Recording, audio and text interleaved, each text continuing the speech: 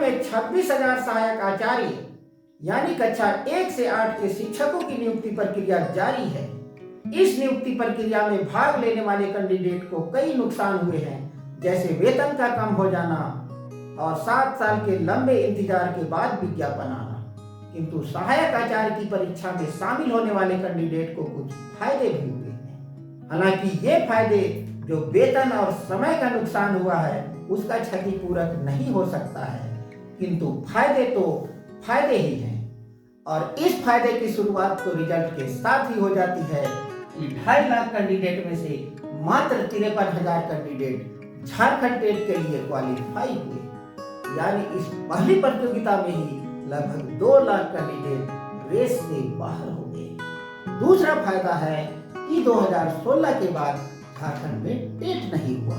इस कारण 2016 के बाद जो भी कैंडिडेट बीएड या टीचर ट्रेनिंग किए हैं, जिसकी संख्या लगभग 1.5 लाख है, वे कैंडिडेट इस रेस से पहले ही बाहर हो चुके हैं।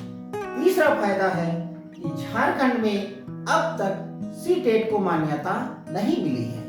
यदि सीटेट को मान्यता मिलती तो पूरे देश के लोग यहां आवेदन कर सकते थे, किंतु सीटेट को मान्यता नहीं मिलने के कारण झारखंड के सीटेट कैंडिडेट और दूसरे राज्यों के सीटेट कैंडिडेट भी आवेदन करने से वंचित रह गए। इस प्रकार जो 53,000 संख्या थी वे 53,000 ही रही। सहायक आचार्य 2023 की परीक्षा में शामिल होने वाले कैंडिडेट को एक और फायदा हुआ है, और वो फायदा ये है कि 2016 के बाद झारखंड तथा दूसरे राज्यों में कई नियुक्तियां हुई हैं, और इन नियुक्तियों में 2016 या 2013 के जो टेट पास कैंडिडेट है वो भी नियुक्त हुए हैं। लगभग 25,000 नियुक्ति तो झारखंड में ही हुई है, जिसमें से लगभग 20,000 कैंडिडेट इस 53,000 वाले होंगे, यानी अभी जो कैंडिडेट बचे हुए हैं वो लगभग 33,000 बचे, यानी जो 2016 में टेट पास कैंडिडेट थे